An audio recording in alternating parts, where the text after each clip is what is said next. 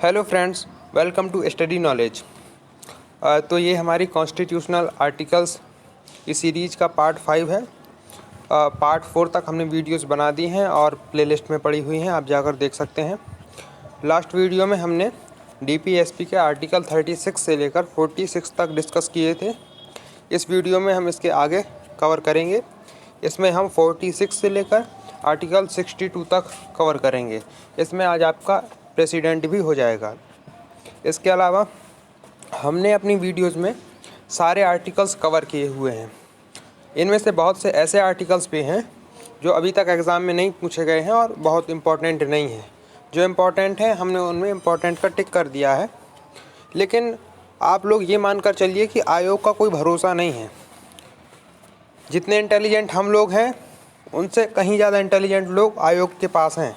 वो जानते हैं कि बच्चे इम्पॉर्टेंट चीज़ें पढ़ते हैं और अक्सर चीज़ें कुछ निगलेक्ट कर देते हैं, तो वो लोग ऐसी चीज़ें पूछ सकते हैं जो हम लोग छोड़ देते हैं और फिर एग्ज़ाम में जब हम उनको देखेंगे तो लगेगा यार वही चीज़ पूछ ली गई जो हमने छोड़ दी थी। तो ऐसा ना हो इसलिए हम सारे आर्टिकल्स कवर कर रहे हैं। आप लोग फोकस करिएगा जो इम्पोर्टेंट है, लेकिन इसके साथ साथ सबको जानिएगा ताकि यदि पूछ भी देता है तो आप उसको सही टिक कर सकें। तो स्टार्ट करते हैं हम आज की वीडियो। आर्टिकल नंबर 46 कहता है promotion of educational and economic interest of scheduled caste, scheduled tribes and other weaker sections, अनुसूचित जाति, अनुसूचित जनजाति तथा अन्य दुर्बल वर्गों की शिक्षा और अर्थ संबंधी हितों की अभिवृद्धि। तो ये आर्टिकल ये बताता है कि जो स्टेट गवर्नमेंट है, आपकी राज्य सरकार है, उसके राज्य में जो भी scheduled caste, scheduled tribes means आदिवासी और lower strata of the society, समाज के जो निचले तबके के लोग हैं जिनको सारी कंडीशंस जो कि अच्छी होती हैं अवेलेबल नहीं हो पाई हैं, तो उनके हितों के लिए, उनको शिक्षा और उनके आर्थिक सुधारों के लिए, उनको लिवलीहुड के लिए, वेजेज अवेलेबल कराने के लिए स्टेट गवर्नमेंट अपनी योजनाएं बनाएगी, अपने नए नए नियम लागू करेगी जिससे कि उनका स्तर सुधर सके। ये स्टेट गवर्नमेंट का काम है, आर्टिकल 46 बताता है। इसके बाद है आपका article 47, duty of the state to raise the level of nutrition and the standard of living and to improve the public health.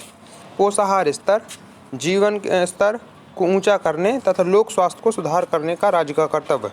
ये आर्टिकल ये बताता है कि जो स्टेट गवर्नमेंट है वो अपने राज्य के लोगों के लिए, जो लोअर स्ट्रेटा है ख़ासतौर से, तो उनका जो प्राथमिक पोषण होता है और जीवन जीने का एक स्तर है जिससे बहुत परेशानियों का सामना वो लोग करते हैं, तो इसमें सुधार के लिए नई नई पॉलिसीज़, नए नए नियम बनाएगी और ज़रूरत पड़ने पर उसके लिए व्यवस्था करेगी ताकि इन लोगों की स्थिति में सुधार आ सके।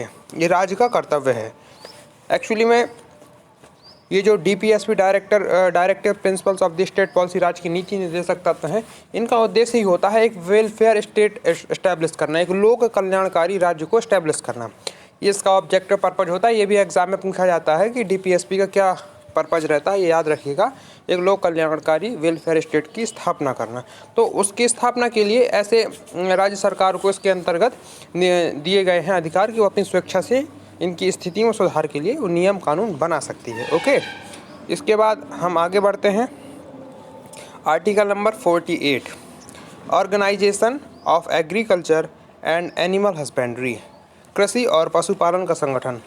ये आर्टिकल थोड़ा हमको इम्पोर्टेंट लगा, एग्जाम से में अक्सर पूछ लिया जाता है, तो इसको आप याद रखिएगा। कृषि और पशुपालन का किसमें जिक्र किया गया, आर्टिकल नंबर 48 में। इसके बाद नेक्स्ट है आपका आर्टिकल नंबर 48A। इसमें है protection and improvement of environment and safeguarding of the forest and wildlife, पर्यावरण का संरक्षण और संवर्धन और वन तथा वन्य जीवों की रक्षा। इसको पढ़ने से ही आप समझ गए होंगे कि ये कितना इम्पोर्टेंट है। आज के टाइम में इसका बहुत इम्पोर्टेंस है और ये पूछा भी जाता है। पर्यावरण का इसमें जिक्र किया गया है कि स्टेट गवर्नमेंट है वो पर्यावरण की रक्षा करेगी, और ये आज के विषय में बहुत कंसर्निंग टॉपिक है। हमको वास्तव में इसके बारे में सोचने और इसकी व्यवस्था करने की ज़रूरत है। आप लोग समझ रहे होंगे कि पर्यावरण का हमारे जीवन में और इस प्रकृति में कितना बड़ा महत्व है, और आप ये भी जान रहे होंगे कि आज नई नई समस्याएं आज के टाइम पे उत्पन्न हो रही हैं अपने हमारे वातावरण में, पर्यावरण में। तो वृक्षों को हम लोगों को बढ़ावा देना है, आसपास के वृक्षों की हमको देखभाल करना है, नए वृक्षों को लगाना है। इस दिशा में सरकार भी काम कर रही है, वह भी चिंता करती है इसकी, और हम लोगों को भी करना है, हम लोगों का भी कर्तव्य है। तो इस आर्टिकल में पर्यावरण के संरक्षण और वन्य जीवों की रक्षा के बारे में बताया गया है। आर्टिकल नंबर 48A याद रखिएगा, इम्पॉर्टेंट है, और पर्यावरण के ख्याल रखने में आप भी अपना सहयोग प्रदान करिएगा। इसके बाद है article number 49, protection of monuments and places and objects of national importance, राष्ट्रीय महत्व के स्मारकों, स्थानों और वस्तुओं का संरक्षण। तो इसमें ये बताया गया है कि जो स्मारक होते हैं, अच्छे अच्छे स्मारक जिससे हमारे देश की पहचान है, जैसे कि ताजमहल, इमामबाड़ा और भी बहुत सी ऐसी चीज़ें हैं, कुतुब मीनार वगैरह वगैरह, जिससे जो जानी जाती हैं कि भारत में है, तो उनका संरक्षण स्टेट गवर्नमेंट को करना है। और जिस भी स्टेट में आती हैं तो उनका संरक्षण, उनकी जो मरम्मत वगैरह, रिपेयर वगैरह, ये सब जो भी करना है वो स्टेट गवर्नमेंट इसकी व्यवस्था करेगी।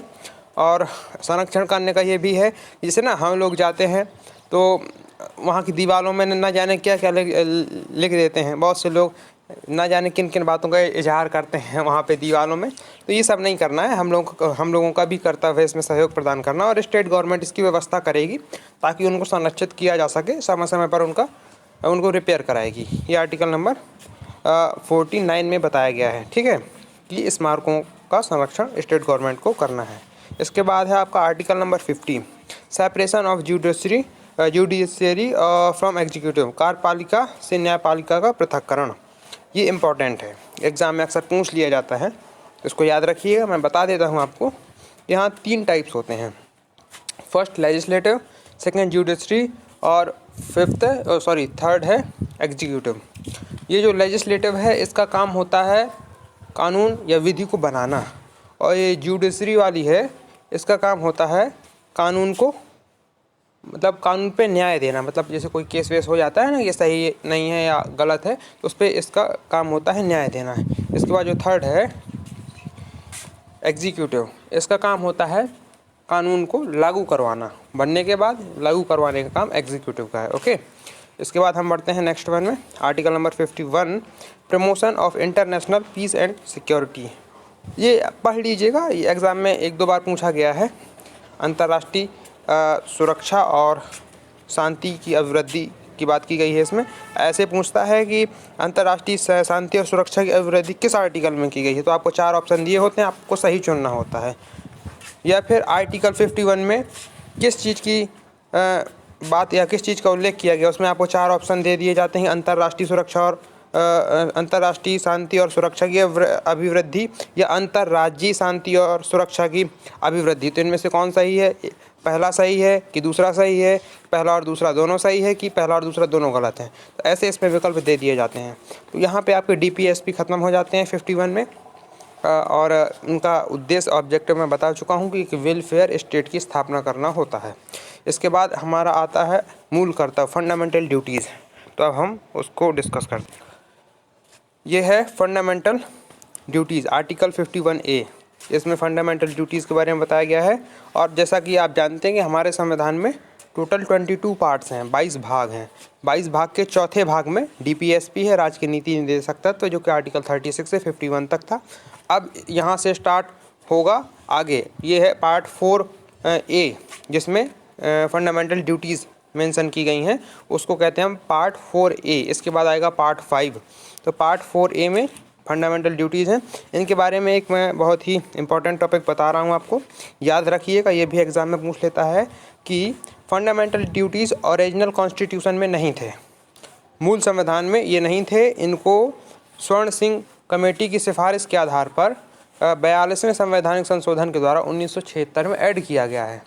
Okay, fundamental duties original constitution में नहीं थी, इनको स्वर्ण सिंह कमेटी की रिकमेंडेशन के बेस पर 42nd कॉन्स्टिट्यूशनल अमेंडमेंट के से इसको इसमें ऐड किया गया है हमारे संविधान में। तो ये क्वेश्चन इंपॉर्टेंट है, लिख लीजिए, ये पूछ लिया जाता है।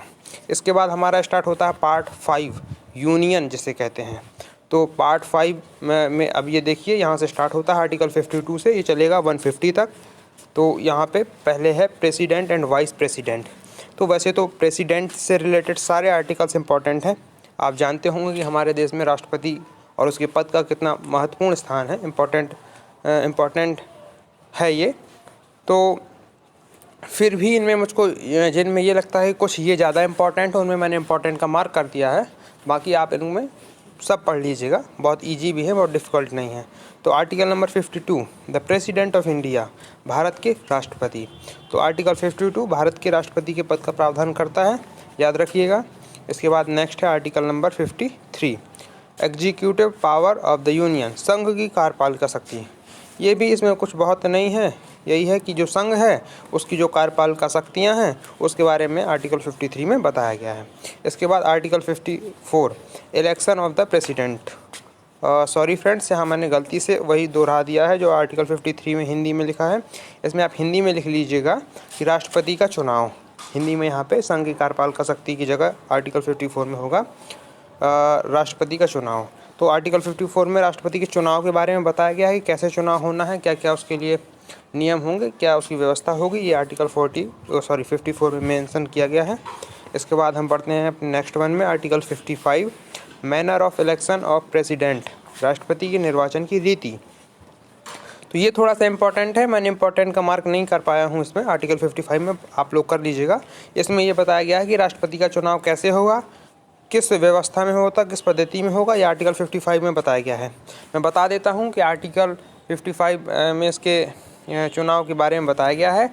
इसकी जो चुनाव पद्धति होती है आप लोगों ने पढ़ा होगा, नहीं पढ़ा होगा तो मैं बता देता हूँ कि राष्ट्रपति का चुनाव आनुपातिक प्रतिनिधित्व के आधार पर एकल संक्रमणी मत पद्धति के द्वारा होता है। नोट कर लीजिएगा इसको, ये भी एग्जाम में पूछ लिया जाता है। इसके बाद है article 56, term of office of president, यानी टेन्योर इन सिंपल लैंग्वेज, राष्ट्रपति की पदावधि, राष्ट्रपति का शासन कितने टाइम तक होगा, ये इसमें बताया गया है आर्टिकल 56 में। इसके बाद है article 57, eligibility of re election, पुनर्निर्वाचन के लिए पात्रता। तो पुनर्निर्वाचन के लिए जो भी क्वालिफिकेशंस होनी चाहिए वो आर्टिकल 56 में बताया गया है। और मैं आपको ये भी बता दूं कि इंडिया में राष्ट्रपति के चुनाव के लिए कोई बाउंडेशन नहीं है कि केवल कि आप कितने बार लड़ सकते हैं, आप जितने बार चाहें उतने बार लड़ सकते हैं। इसमें कोई बाउंडेशन नहीं है कि 2 या 3 बार का, जैसे कुछ देशों में है, अमेरिका वगैरह में, कि आप 2 बार से ज़्यादा राष्ट्रपति नहीं बन सकते हैं। तो ऐसा इंडिया में कुछ नहीं, आप जितने बार चाहें जीतें और बने, कोई दिक्कत नहीं। इसके बाद आर्टिकल नंबर 58, ये थोड़ा इम्पॉर्टेंट है, qualifications for election as a president.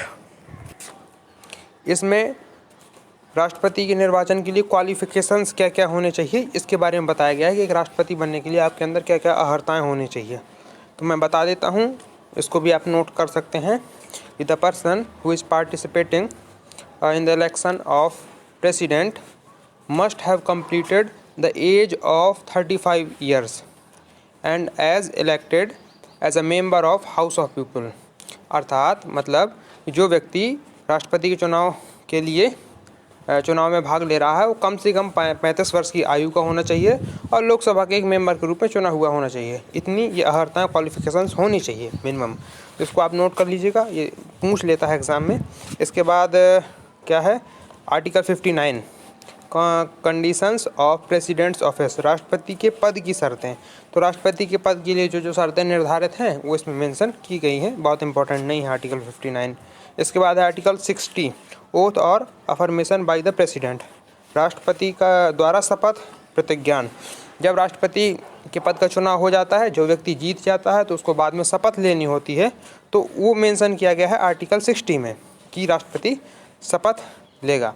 और इसके बारे में इम्पॉर्टेंट थिंग मैं ये बता देता हूँ कि राष्ट्रपति को जो शपथ दिलाता है वो CJI होता है, chief justice of India, Bharat का मुख्य न्यायाधीश राष्ट्रपति को शपथ दिलाता है। ये भी एग्जाम में पूछ लिया जाता है कि राष्ट्रपति को शपथ कौन दिलाता है, तो भारत के सुप्रीम कोर्ट का मुख्य न्यायाधीश चीफ जस्टिस ऑफ इंडिया होता है। अब आगे बढ़ते हैं हम आर्टिकल नंबर 61 में। आर्टिकल नंबर 61 थोड़ा इम्पॉर्टेंट है, उसमें मार्क भी लगा है। Procedure of impeachment of the president, राष्ट्रपति पर महाभियोग चलाने की प्रक्रिया। तो ये महाभियोग क्या होता है, काफ़ी लोगों के मन में क्वेश्चन आया होगा, तो मैं इसमें एक सेपरेटली वीडियो बना दूंगा, नहीं तो ये बहुत बड़ा हो जाएगा। महाभियोग अब मैं बता देता हूँ सिंपली, महाभियोग एक ऐसी प्रक्रिया होती है जिससे राष्ट्रपति को उसके पद से हटाया जा सकता है। तो आर्टिकल 61 में इसको मेंशन किया गया है, इंपॉर्टेंट है, पूछ लेता है कि किस आर्टिकल में महाभियोग के बारे में बताया गया है या फिर ऐसे पूछ लेता है कि महाभियोग के बारे में किस आर्टिकल में बताया गया है या कौन आर्टिकल महाभियोग के बारे में उल्लेखित करता है। ऐसे कुछ टाइप्स के फॉर्म होते हैं, इसके पूछ लेता है। तो आप लोग इसको रेडी करके रखिएगा कि आर्टिकल 61 में महाभियोग की प्रक्रिया के बारे में उल्लेख किया गया है राष्ट्रपति के लिए। इसके बाद है आपका आर्टिकल नंबर 62। ये बहुत इंपॉर्टेंट नहीं है लेकिन फिर भी जान लीजिए। Time of holding election to fill vacancy in the office of president and the term of the office of person elected to fill casual vacancy. राष्ट्रपति के पद में रिक्ति को भरने के लिए निर्वाचन करने का समय और आकस्मिक रिक्ति को भरने के लिए निर्वाचित व्यक्ति की पदावधि। इसका मतलब ये है कि जब कभी राष्ट्रपति का पद खाली हो जाता है कुछ समस्याओं के चलते, तो उसमें जो है निर्वाचन करने के लिए मतलब पुनः चुनाव कराने के लिए और व्यक्ति को निर्वाचित करने के लिए कितना समय निर्धारित करना है। इसके अलावा जिस व्यक्ति को राष्ट्रपति के पद पर बैठाया गया है वो कब तक उस पद पर रहेगा, ये इस आर्टिकल में निश्चित किया जाता है। इस आर्टिकल में इसका उल्लेख मिलता है आर्टिकल नंबर 62 में। तो ऐसे हमारे सारे आर्टिकल डिस्कस हो गए हैं जो हमको आज की वीडियो में करने थे। इसके बाद यहाँ आपका राष्ट्रपति ख़त्म हो जाता है, राष्ट्रपति से रिलेटेड आर्टिकल्स। इसके बाद आपके स्टार्ट होंगे वाइस प्रेसिडेंट ऑफ इंडिया यानी उपराष्ट्रपति से रिलेटेड 63 से। तो इसके आगे हम डिस्कस करेंगे नेक्स्ट वाली वीडियो में। आज की वीडियो यहीं पे लगभग पूरी हुई और प्लेलिस्ट में हमने वीडियोस डाली हुई हैं पार्ट बाय पार्ट, आप जाकर वहाँ से देख सकते हैं। अभी हम पार्ट बाय पार्ट पूरे आर्टिकल्स कवर करेंगे। तो थैंक यू फ्रेंड्स, वीडियो अच्छी लगे तो आप लोग सब्सक्राइब कर लीजिएगा, शेयर कर लीजिएगा और बाकी बने रहिएगा साथ, हम आते रहेंगे वीडियो लेकर। Thank you.